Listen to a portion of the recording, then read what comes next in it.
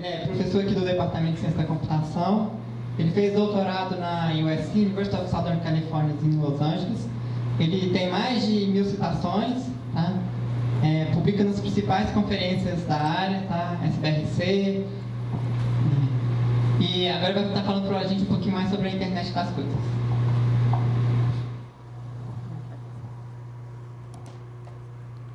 Olá, boa tarde, gente. Então eu vou falar aqui como é que a gente vai desenvolver um dispositivo para a internet das coisas, tá? Em inglês aí seria Internet of Things, né? Tá? Ou então Internet das coisas. Quem aqui que é de fora de Minas Gerais?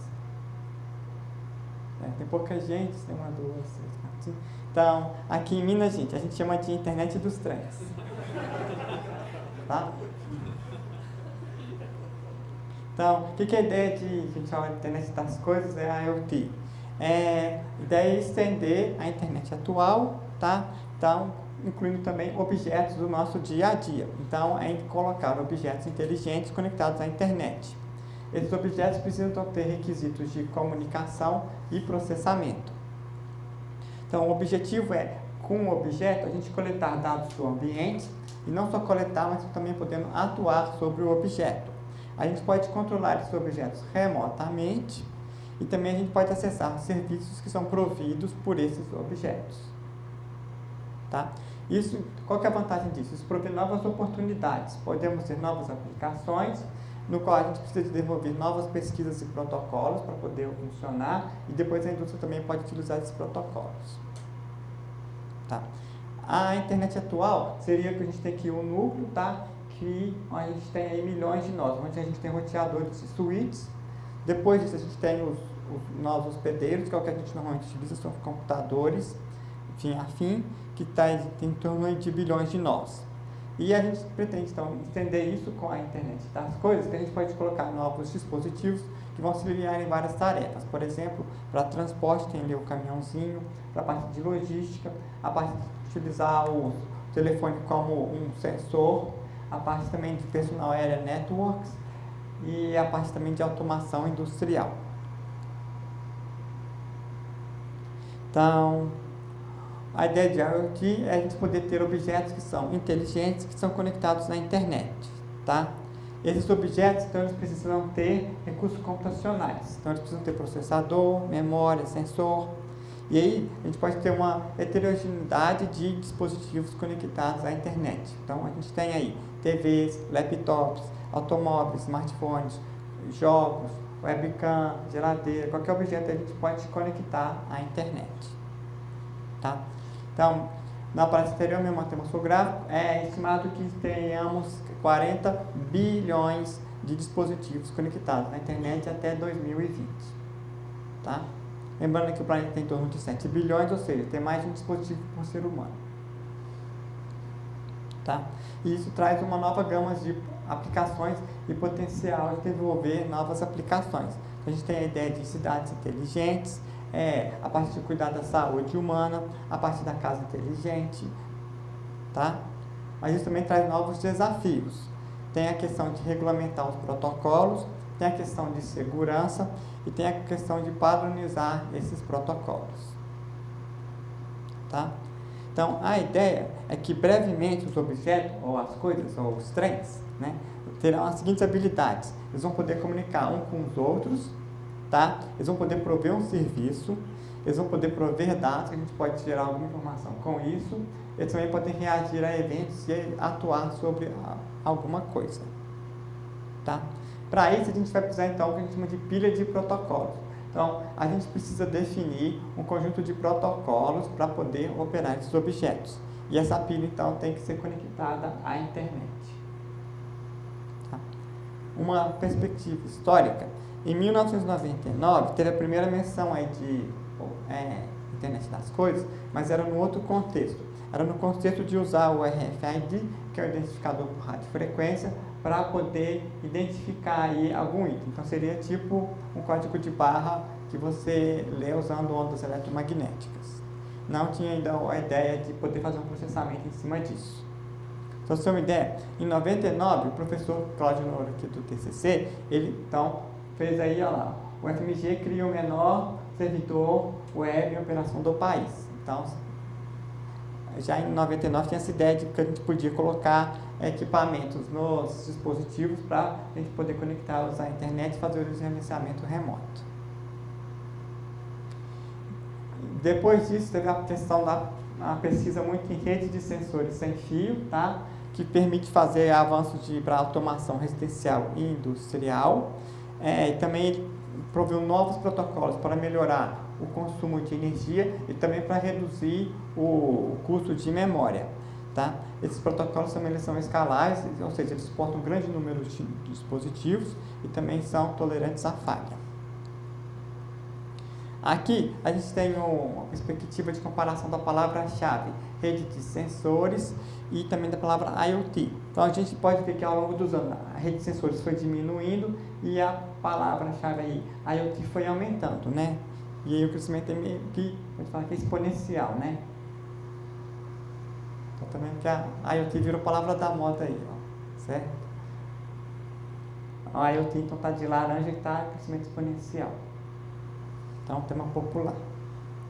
Já esse gráfico aqui, ele é muito utilizado na parte de quando a gente coloca uma nova tecnologia. Então, normalmente a gente sempre tem essa curva. Você primeiro tem a descoberta da inovação, você tem uma ideia nova. Aí todo mundo fica interessado naquele tópico, vão surgir vários artigos sobre aquilo, vão tentar criar novas aplicações com aquela ideia. Aí depois, a ideia vai estruturar um pouco e vai chegar e vai ver que aquela ideia tem algumas limitações. Então, você chega no pico das expectativas. Depois que você vê que tem certas limitações, dá uma decaída daquela ideia. E aí, só depois de um tempo é que a indústria realmente vai adotar aquela ideia. O pessoal já que desenvolveu a ideia, já trabalha mesmo naquele assunto, aí sim tem um atraso, né, para poder pessoas comuns e a indústria utilizar aquela ideia. Então tem aí a adesão da comunidade. E aí também vai ter o processo industrial que vai poder adotar aquelas ideias. Então tem sempre esse intervalo de tempo aí. Então geralmente tem sempre isso, uma ideia nova, todo mundo gosta da ideia, tenta usar a ideia, vão ver que estão tendo limitações na ideia, vão perder o interesse com o tempo, só depois de um tempo que a indústria adota. Um exemplo clássico, por exemplo, era o Bluetooth. Em 97, por exemplo, todo mundo falava em Bluetooth. Aí ninguém mais falou nisso. Aí de repente a indústria começou a adotar. Agora todo mundo tem aí o Bluetooth, aí tem videogame, dispositivo aí sem fio para conectar com o computador. E já virou uma coisa padrão pra gente, uma coisa ubíqua, né? Tem em tudo que é lugar. Tá? Então, aí aqui está na parte daqui bem no pico, a setinha está mostrando lá, então está no pico das expectativas. Tá? Então no gráfico aqui você pode ver a setinha vermelha, a gente tem IoT Platforms, né, que está descoberta de inovação, e também tem Internet of Things, que está no pico das expectativas. Então a ideia é que daqui a 5 a 10 anos, né, toda essa tecnologia que a gente está discutindo aqui na universidade já seja amplamente utilizada no mercado. Tá? Então normalmente é assim que funciona a tecnologia. O pessoal cria novas ideias, discutem e depois de um tempo o mercado adota. Aí tem uma pergunta para vocês. Como é que eu faço então para conectar um objeto inteligente à internet? Suponho que eu quero conectar esse microfone à internet. O que eu tenho que fazer? Quero conectar o microfone à internet. O que eu preciso fazer, gente?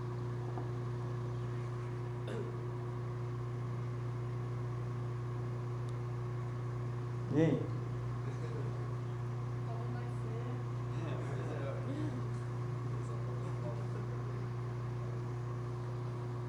Quer usar? Foi?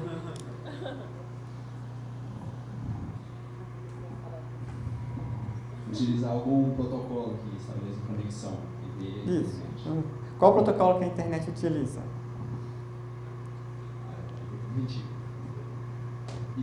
IP. Parabéns. Sei, parabéns. O que mais, gente? Eu preciso de um protocolo, mas o que mais? Eu também preciso de um hardware. O que eu preciso fazer? O microfone sozinho vai conectar à internet?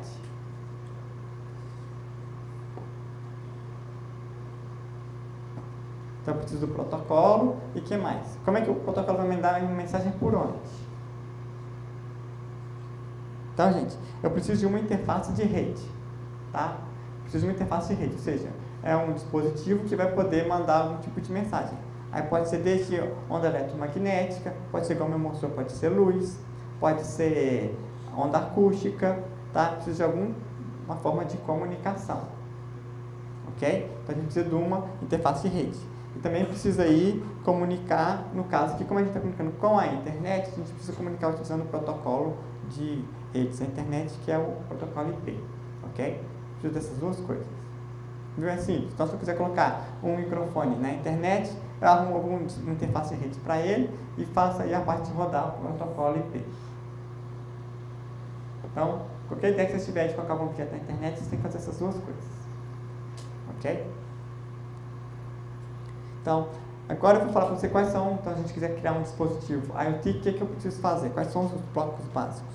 Primeiro, eu tenho que identificar esse dispositivo, tá? Então, a forma de eu identificar esse dispositivo, eu posso usar desde o RFID, que eu falei que é a etiqueta de radiofrequência, ou eu posso usar, por exemplo, o NFC, que é o Near Field Communications, que normalmente já está vindo nos celulares mais novos, tá? Ou eu posso colocar algum outro identificador, por exemplo, usando o próprio endereço IP, que serve como identificador. Isso serve para fazer a identificação daquele dispositivo. Eu também vou precisar, posso colocar também sensores, tá? Então, o sensor ele mede uma grandeza física e transforma numa grandeza, a gente usa um dispositivo analógico digital para transformar em um número, tá? Então, o sensor serve para a gente coletar informação. E a gente pode, depois com essa informação, fazer alguma coisa. Eu também posso ter atuadores. Atuadores a gente tem, no caso aí, são normalmente motores e LEDs, tá? Então, alguma coisa que a gente consegue atuar em cima. Então, posso colocar, por exemplo, um conjunto de motores. Também vou precisar da parte de computação. A unidade vai fazer o processamento. Então, geralmente vai precisar de uma unidade de processamento, a gente ou utiliza microprocessadores, ou processador, ou, por exemplo, uma FPGA. Então, a unidade de computação, ela serve para executar os algoritmos locais nos objetos inteligentes. Também vou precisar do elemento de comunicação. Vocês têm que ter uma interface de rede. Então, eu preciso de alguma forma para fazer a comunicação. No caso aí, a gente tem várias tecnologias atuais, que temos aí o Wi-Fi, o Bluetooth, o BLE, o RFID, tá? E aí, qual interface qual tecnologia a gente escolheu? Então, eu vou mostrar para vocês algumas dessas tecnologias e os compromissos entre elas. Também, depois que eu tiver a informação, eu tenho que processar essa informação, eu tenho que transformar, na verdade, dados em informação. Então, tem a parte de semântica, que é dado que você tem, o dado eu vou gerar uma informação. Para isso, a gente pode usar algumas técnicas, aí, por exemplo, usar o RDF, ou ontologia, ou XML, para tentar dar significado àqueles dados. E com isso, eu vou poder, então, prover serviços. Então, dado que você coleta os dados, trata as informações, você pode prover um serviço para alguém. Então, você pode ter um serviço de identificação, você pode ter um serviço que vai agregar os dados, você pode ter um serviço de colaboração, serviço de inteligência, que vão agir sobre os dados coletados. Então, isso aqui forma um ciclo aí para IoT. Tá? Então, dado que a gente tem a tecnologia, a gente vai coletar o dado e vai transformar esse dado em algum serviço. Ok? Então, esses são os blocos principais para a gente ter aí um elemento de um dispositivo IoT. Tá? Então, agora eu vou descrever um pouco mais como fazer aí um dispositivo desses. Começar então aqui pela parte de processamento. Na parte de processamento, a gente vai ter, então, um microcontrolador e também a parte de memória. O computador, então, ele vai fazer a parte para executar algoritmos, tá? A memória, ela pode ser volátil ou não volátil, tá? Em geral, a gente quer economizar energia, igual vocês viram aqui, o microfone acabou a energia, né, gente? Então, energia é um fator importante. Então, normalmente vai executar um conjunto de instruções, pode ser RISC ou CISC, tá? E aí tem alguns tipos de memória. A memória a gente tem, por exemplo, a ferroelétrica, que ela consome menor energia, e tem a flash, por exemplo, que tem maior capacidade e é mais barata. A gente também tem memória do tipo SRAM e DRAM. SRAM o S de estático, é estático, são um conjunto de flip-flops, tá? Ela é mais rápida, porque ela é mais cara. E a DRAM, o D de Dynamic ou seja, dinâmico, ela é um conjunto de capacitores. Então, ela é mais barata, porém, o capacitor, ele dissipa com o tempo. Então, tem que ter o que a gente chama de refresh rate, que é de tempos em tempos, a gente tem que ficar relembrando. Tá? A DRAM tem amnésia, tá, gente? Eu brinco com isso. A DRAM tem amnésia, de tempo em tempo a gente tem que ficar relembrando ela. Aí, um exemplo básico, o pessoal gosta de usar, os robistas adoram usar isso, né? Que é o Arduino. O Arduino normalmente tem um processador de 8 bits ali da Atmega. Então, já é uma placa pronta no qual a pessoa compra ali, né? Para poder brincar, né? E programa desenhando, né? Isso. Mas se você quiser algo mais poderoso, outro exemplo que a gente tem é a placa da Texas Instruments, que é o Launchpad. Ele é igual o exemplo do Arduino também, é um exemplo de placa, só que ao invés de ser só 8 bits, ele é 16 bits. Então você consegue fazer computação mais poderosa. Então essa placa também, ela serve para fazer prototipagem rápida. Você pode adicionar sensores nos barramentos que tem os pinos, tá? Para poder fazer também o dispositivo. Então está aqui outro exemplo. Aí, se você for no site da Texas, você vai encontrar vários dispositivos, tá? Então, o que vai depender aqui? A gente vai ver que vão ter dispositivos com capacidades para diferentes finalidades. Então, você vai ter dispositivos simples, que vão ter só 16 MHz de clock até 1 GHz de clock. Então, quanto mais o clock mais rápido, mais operações você faz. Então, é o mais computacionalmente mais poderoso. Porém, vai gastar mais energia, tá? Outra questão também é o tamanho da memória. Aqui eu tenho dispositivos que tem só 2 KB de SRAM. É isso mesmo, é KB, gente. Não é megabyte não, nem gigabyte. É K mesmo, não está errado não, tá? Então, você tem lá, você pode gastar 2.000 bytes só. Do outro lado, você pode ter lá até 256 KB de L2, ou o cache da ponta já é maior do que a memória desse daqui, tá? Então, depende do poder computacional que você precisa. Tá? E o consumo de energia da aplicação e quanto de memória você vai querer. Tá? Os computadores mais simples são mais baratos. Como você está fazendo aqui na escala de milhares e milhões, isso aqui vai cair no preço final do produto. Outra placa que a gente tem aí é o que tem um cachorrinho ali, o Beagle, que chama BeagleBone. Tá? Então o BeagleBone ele é 32 ou 64 bits.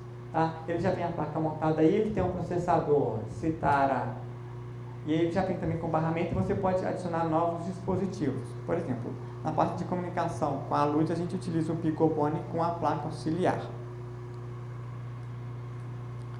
Outro dispositivo muito comum hoje em dia é o Raspberry. Nós temos aí a versão do Raspberry Pi 3, tá?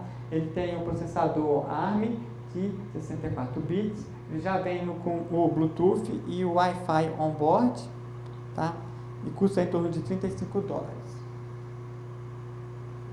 E um outro aí também dispositivo é o Odroid C2, tá? Que ele é 64 bits, tá? Então ele também é mais poderoso. Então a gente viu da família, né? A gente viu desde aí o Arduino lá simplesinho, 8 bits, né? 16 bits, 32, 64, tá? Então, para escolher qual dispositivo você precisa, você vê aí o poder computacional que você precisa ter. Aí você escolhe o seu processador. Ok? Então, essa é a parte do processador. Outro building block que eu falei para vocês aí é a parte de comunicação. Então, a comunicação é que vai prover aí a gente ter um dispositivo comunicar com o outro, tá? Em geral, a gente vai utilizar alguma comunicação sem fio, tá? Então, como é que é sem fio, pode ter perda de pacote. Em geral, é que tem então protocolos para cuidarem disso. As redes, a gente classifica elas também com relação à distância que elas têm. A gente começa a rede aqui, primeiro com o Personal Area Network, que são as redes de curto alcance. Então, a gente tem aí os telefones celulares, normalmente tem um alcance de 10 metros, um exemplo clássico é o Bluetooth, tá? E você tem pequenas baterias. Outro exemplo é o microfone aqui. Depois disso, a gente tem as redes com alcance um pouco maior, que a gente chama de Local Area Network. Serve para, então, um alcance maior, em torno até de 100 metros. Um exemplo clássico aí seria o Wi-Fi. Depois disso, a gente tem o que a gente chama de Neighborhood Area Networks, que são conexões de até 25 km. Então, nesse caso aqui, você vai ter que ter uma potência de transmissão, para você gastar mais energia. E aí, um exemplo aí é para cidades inteligentes. E você pode ter também o que a gente chama de Wide Area Network, que seria para a internet global, tá? Uma área maior. A gente também pode classificar as redes com relação à sua topologia. Se eu tiver uma rede que comunica com um nó, com somente os vizinhos, que é a topologia estrela, o exemplo clássico é o Bluetooth. Então você tem um nó mestre que é o centro e ele comunica com os nós escravos que estão em volta. Então a gente tem uma topologia estrela. Tá? Repare que um escravo não consegue comunicar com outro escravo. Tá? Só o nó do meio consegue comunicar com todo mundo. O nó escravo comunicar com outro escravo tem que passar pelo nó do meio. Outro tipo de rede que a gente tem, se todo mundo quer comunicar com todo mundo, é a malha. Nesse caso, então, eu consigo todo mundo comunicar com todo mundo. Tá? Então, existem várias tecnologias. A gente tem tecnologia aí com fio, que seria a internet, que é o padrão 802.3. Depois disso, a gente tem o Wi-Fi, que é o padrão dele é 802.11. Aí o Wi-Fi a gente tinha desde o BG, depois teve o A, teve o N, teve o AC e já estão propondo aí o AX. A gente também tem um outro padrão, que é o padrão Zigbee, que é 802.15.4. Temos o outro padrão, vou falar de cada um deles daqui a pouco, que é o Bluetooth Low Energy. A gente tem aí para rede celular o 3G, 4G e vai vir o 5G. Também temos agora o LoRa e o Sigfox. Qual tecnologia eu escolho? Então, vai depender do que você quiser.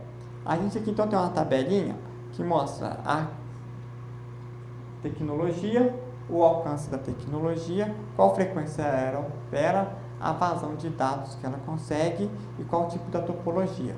Então a internet, gente, é tecnologia com fio. Você consegue ir até 2.000 metros, tá? Uma taxa de 10 gigabits por segundo. A topologia pode ser qualquer um.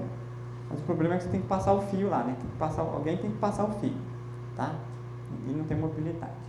Depois a gente tem o Wi-Fi, tem um alcance em torno de 50 metros, tá? Opera na faixa de 2.4 ou 5 GHz, tá? E tem uma faixa utilizando o MIMO hoje em dia em torno de 1.3 GB, tá? A topologia é a estrela. Por quê? Porque o seu dispositivo comunica com o ponto de acesso.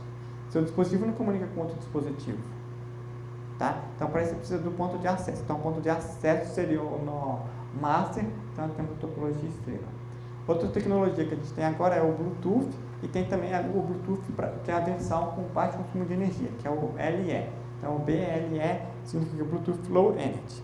Ele tem um alcance de até 80 metros, opera na faixa também do Wi-Fi de 2.4 GB, só que ele consegue só 1 megabits por segundo. Então, ele não foi feito para ter vazão alta. Ele foi feito para transmitir poucos dados. Foi feito para mandar para o dispositivo IoT, mandar algum dado do sensor. Tá? Então, para que ele opera lá em torno de 1 megabits por segundo. E ele também é para topologia estrela. Ele tem o nó mestre e o nó escravo. Nós temos também a tecnologia do Zigbee, que opera e não alcança até normalmente 100 metros. Tá? Opera na faixa de 915 MHz e 2.4 GHz. A taxa dele é em torno de 250 kbps. Repare que é bem menos do que o Wi-Fi. Então, ele é 250 kbps, o Wi-Fi chega a 1.3 GB, outra de grandeza. Tá? Mas a vantagem dele é o consumo de energia. Outra tecnologia que a gente tem é a tecnologia usando o celular, que a gente tem o 3G, 4G e 5G. Ele opera aí variando de 30 até 200 km, tá? Aí opera aí na faixa de 1900, 2100, 2500 MHz, tá? E se consegue até 10 megabits por segundo. Então, repare que tem uma vazão menor do que o Wi-Fi, mas ele tem um alcance maior. Então, essa tecnologia foi feita para a transmissão de voz inicialmente. Depois, ele tenta utilizar a tecnologia de voz para também transmitir dados. Tá? Mas a vazão é menor do que a tecnologia para dados, que era o Wi-Fi. Duas novas tecnologias recentes que a gente tem é o Sigfox, que chega a operar de 10 até 50 km. Então, repare que ele opera com distância muito maior do que o Wi-Fi. Ele opera na frequência de 868 ou 900 MHz, tá? Só que ele tem uma taxa bem pequena, de 10 a 1000 bits por segundo. Ou seja, ele é para poucos dados, porém para um alcance maior. Então, a ideia é você, por exemplo, colocar isso, por exemplo, numa mineração, você põe os sensores e coleta os dados. Só que a mineração pode estar distante da central. Então, você utiliza o Sigfox para transmitir os dados a distância maior, mas são poucos dados só para você estar monitorando lá, por exemplo, como é que está o estado da barragem, se ela vai quebrar ou não, né? E a outra tecnologia é o LoRaWAN, que chega aí a torno de 5 km, tá? Opera em sub-GHz e também tem baixa taxa de dados, até 50 kbps. Então, ela compete com o Sigfox, tá? Para transmissão de poucos dados, mas para um alcance maior. Então, recapitulando aqui as tecnologias, a gente pode classificar elas pelo alcance, tá? Então, normalmente, o tem maior alcance vai ser o Wi-Fi, aí a gente tem o Zigbee e também a 100 metros, e com menor alcance o Bluetooth e o BLE. Outra dimensão que a gente tem é a vazão. Então a gente viu que o Wi-Fi tem uma vazão maior, depois a gente tem o Bluetooth, depois a gente tem o BLE, o Zigbee, o Cyclopen e depois o LoRa. Também tem a questão de consumo de energia. A gente sabe que se deixar o Wi-Fi ligado no celular, o celular vai acabar a energia rapidinho, certo? Então, o Wi-Fi ele gasta mais energia que os outros, tá? Depois a gente tem o Bluetooth, que gasta menos energia, o BLE é o Bluetooth que vai gastar menos energia ainda, e tem o Zigbee que também gasta pouca energia. Então, a gente tem essas três dimensões aqui, qual o alcance, qual a vazão e qual o consumo de energia do dispositivo. Então, dadas essas três dimensões, é que a gente vai escolher qual a tecnologia que a gente vai utilizar, ok? Então, se eu quero te mandar muito dado, eu posso usar o Wi-Fi, porém, você tem que ter noção que se o seu consumo de energia vai ser alto, vai acabar, você tem que andar com a bateria de carro lá do lado, né? Tá? Então, dadas essas três dimensões, a gente escolhe qual a forma de comunicação que a gente vai querer. Finalmente, aqui a gente tem a topologia, que é o seguinte, o Zigbee e o Cyclopen, ele aceita qualquer topologia, que seria ali a malha. Já o Wi-Fi, Bluetooth e BLE, ele utiliza ou par a par, ou você tem que ter a topologia estrela, que é mestre-escravo, tá? Você tem que ter uma unidade centralizadora para fazer essa comunicação. Então, já existem vários dispositivos que tem a CPU integrada com um dispositivo de comunicação. Aqui a gente tem alguns, da Texas. Então, estou circulando aqui de vermelho o consumo de energia. Então, o consumo de energia, aqui está em vermelho, é a corrente. Tá? A corrente, você multiplica ela pela tensão, tá? E depois te dá a potência. Aí, se você depois multiplicar pelo tempo que você usou do seu dispositivo, vai te dar a energia gasta. Então, como normalmente você opera aos 5 volts ou 3.3 volts, o determinante do consumo de energia vai ser a corrente que o dispositivo utiliza. Então, a gente está vendo aqui em vermelho quanto que cada dispositivo gasta para transmitir e receber mensagens. Tá? Então, quanto maior a corrente utilizada, maior vai ser o consumo de energia. Tá? E a gente tem aqui em azul qual que é a vazão de dados. Qual o throughput, né, a vazão que eu consigo para os dados, ok? Então, já existem no mercado alguns dispositivos para comunicação. A gente já operou no laboratório, por exemplo, com a LG, como o BLE 4.0 e 4.1, que é o da Nordic, tá? Então, o Bluetooth tem esse dispositivo. Quem quiser trabalhar com o Zigbee, a gente tem, por exemplo, o XBee, tá? Que opera no padrão de 2.15.4. O outro dispositivo interessante é o ESP8266, que ele já vem com Wi-Fi, tá? Então, ele vem com Wi-Fi que suporta o BG e o N, tá? Ele também vem com uma CPU, que é a Tensilica Extensa, tá? Operando 80 MHz. A vantagem desse dispositivo é que ele é barato, ele custa menos de R$30, tá? Então, muito utilizado. Também é fácil utilizar ele. Um outro bloquinho necessário, que a gente sabe que igual o microfone é a questão da energia. Para tudo funcionar, a gente tem que ter energia. Então, vocês ficam vendo aí filme que robô vai dominar a humanidade, Skynet e tudo mais. Esse filme, se você pensar, o robô precisa de energia, só você vai tirar a bateria do robô que acabou o problema, né? Mas para ter a ação do filme não pode acabar o filme logo assim, né? Mas é simples, sem energia não funciona, né? Então era só tirar a bateria do robô lá, pronto, o filme acabava, né? É isso? Então, mas não, tem que fazer o filme, né? Então, gente, todo dispositivo tem que ter energia. Então, em geral, o que a gente precisa? A gente tem que ter um conversor de energia analógica, alternada para constante, tá? ACDC, tá? E aí a gente pode ter uma bateria, essa bateria pode ser recarregável ou não, e dependendo de você colocar, você pode colocar também um painel solar, tá? Sensores. O sensor, gente, ele serve para transformar uma grandeza física, tá? Em um número, tá?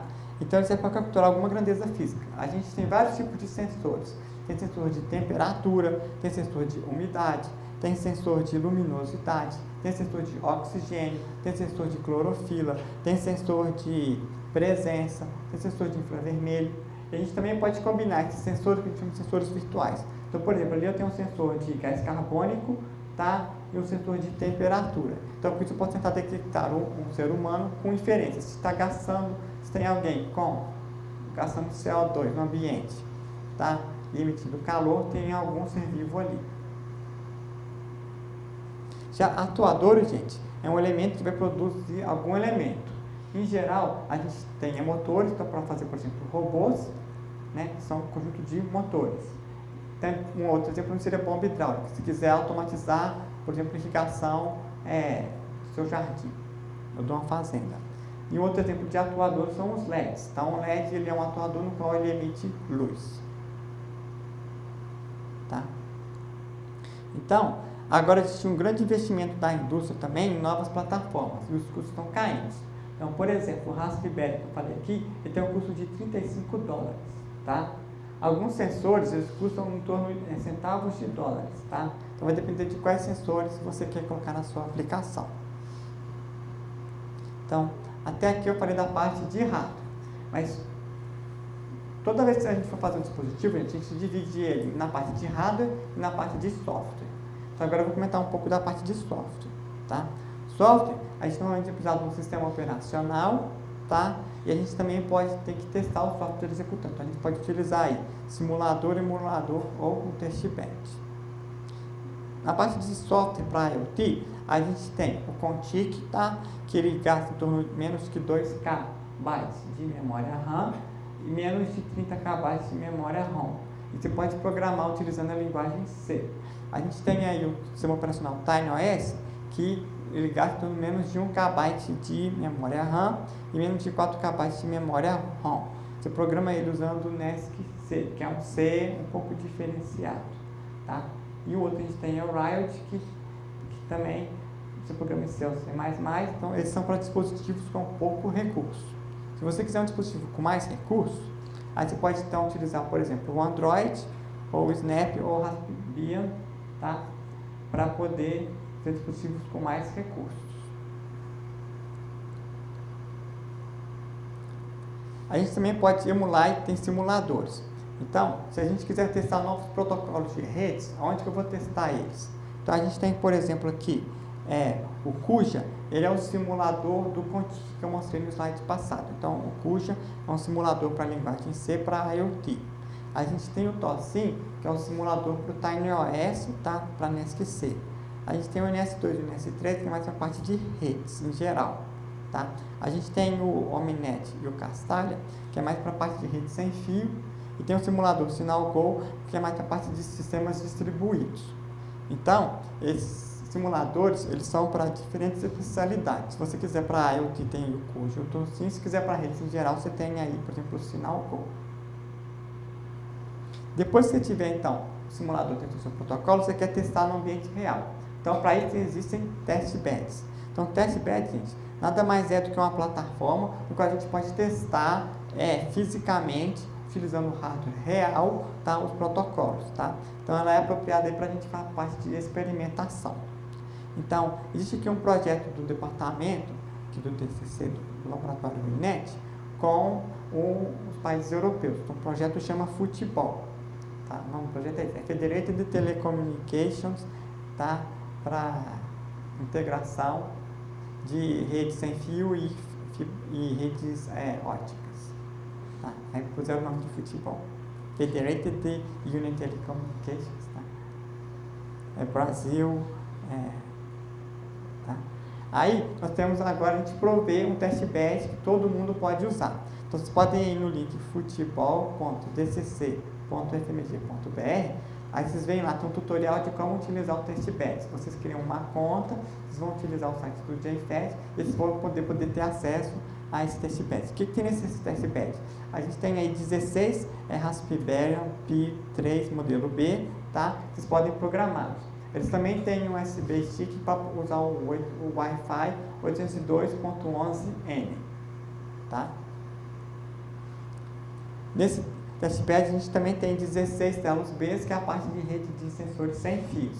Então, se quiser programar aí, fazer protocolos, esse aqui utiliza então o Zigbee e esse aqui utiliza o Wi-Fi. Então, vocês podem aí utilizar também, testar protocolos, programar nesses testbeds. Tá? Então, nessa palestra aqui, gente, eu mostrei como é que a gente faz para desenvolver dispositivos IoTs. O que a gente tem que ter? Então, para que a gente tem que dividir o dispositivo IoT em hardware e software, né? Em hardware, quais foram os blocos que precisavam ter? Tem que ter um processador, aí você pode utilizar aí o Arduino, o Launchpad, o Raspberry, né? O BeagleBone, o Oculus C2.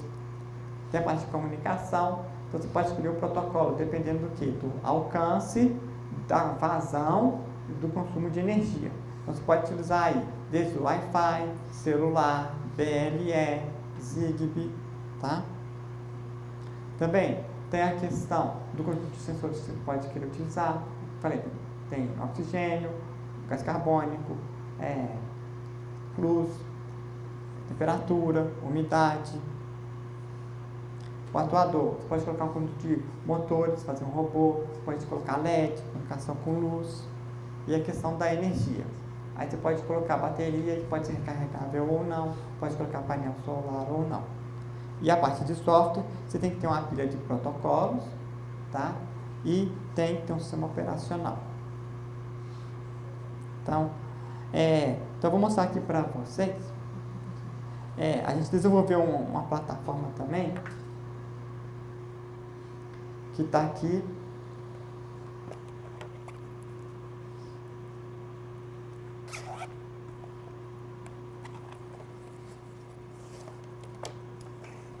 Então, tá aqui a plataforma, gente. Ela tem a fotinha aqui, tá aqui ela. É um Launchpad, tá? Que é o processador e o rádio utilizando o Zigbee. Mas para funcionar tem que ter energia, né? Então a gente vai conectar aqui a energia.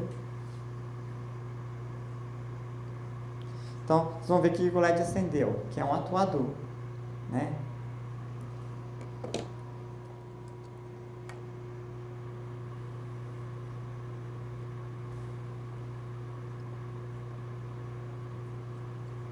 Então, aqui acendeu. Aqui que tem? Esse dispositivo aqui, gente, pode comunicar com esse, tá? Então, o que vai acontecer? Quando eu apertar um botão nesse daqui, o LED desse daqui vai acender.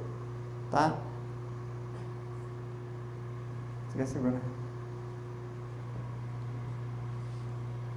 Então, eu quero comunicar aqui. Eu vou apertar o botão. E o LED aí. Não? Foi ele. O LED vermelho acendeu. Tá vendo? Se eu apertar de novo, vai apagar. Tá vendo? Agora aperta aí. Que? Não apagou não? Apagou porque eu apertei. Agora apagou. Agora. Aí apaga assim. Aí acendeu. Viu? Tem algum voluntário aí? Ninguém? Não dá choque, não. Tá? Então, estou mostrando aqui que tem um dispositivo que comunica com outro dispositivo, tá? O LED só para provar, prova de conceito que um comunica com o outro, né? Então, tá aqui um exemplinho, então, de um dispositivo IoT, ok? Então, tem a questão do inglês do it yourself, né? Então, faça você mesmo agora o seu objeto aí inteligente, né? E aí tem alguma grande oportunidade do mercado também, se você tiver novas aplicações, né? Para a parte de empreendedorismo, para a parte de startup, né? E aí quando você ficar milionário, você lembra de mim. Tá certo? Então, é isso. Obrigado.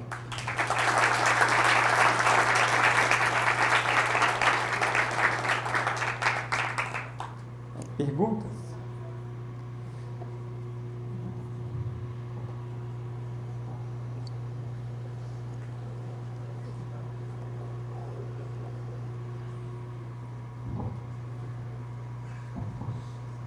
Pessoal, boa tarde. Boa tarde. Primeiro eu quero agradecer você pela palestra. Minha pergunta é o seguinte: tem alguma empresa que faça projetos de IoT aqui no Brasil? E se sim, você sabe o nome dela?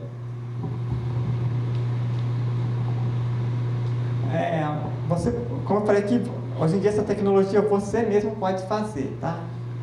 Então você pode ser a empresa. Todo conhecimento já pode ser feito, né? Já tem aí tecnologia, você pode montar um PCB, pode comprar outros componentes. Então, essa tecnologia viável você mesmo pode fazer. Mas em larga escala, existe alguma projeto? Então, por exemplo, tem algumas empresas, por exemplo, tem a empresa Seva que faz a parte de RFD, tá? Mas você pode, normalmente o que acontece você faz um projeto, né? E normalmente as empresas fazem e produzem na China, tá? Mas você pode fazer o protótipo aqui, se você for realmente comercializar milhões, você faz na China que é mais barato. Isso que as empresas americanas fazem, certo?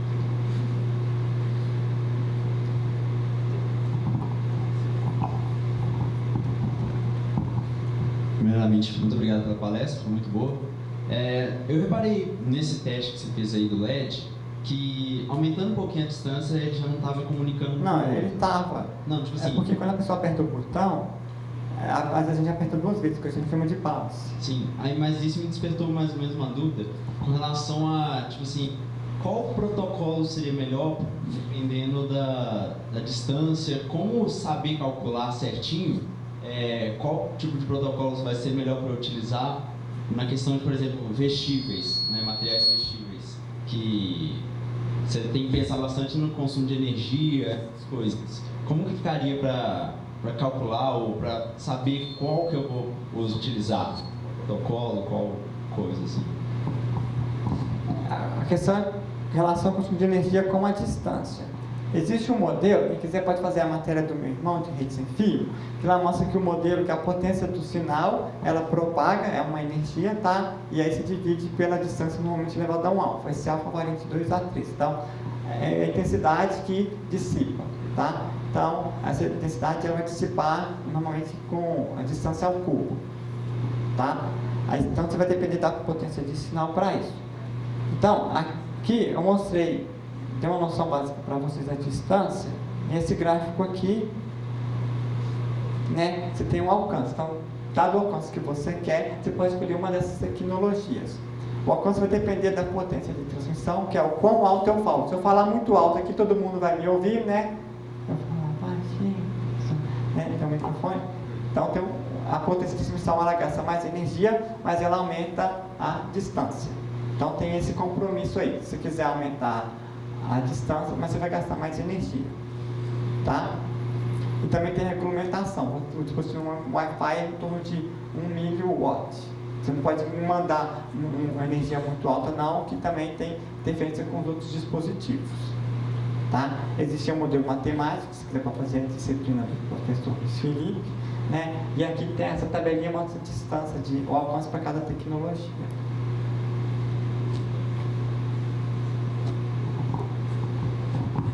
Boa tarde, professor Marcos. Eu queria fazer uma pergunta que é o quão bem é avançado a área de segurança para dispositivos IoT? Excelente pergunta, Gustavo.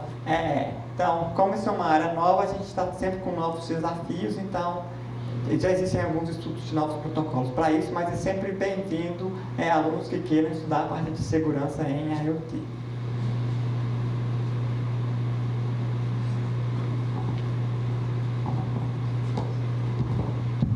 Bom, primeiramente, parabéns pela palestra, muito boa.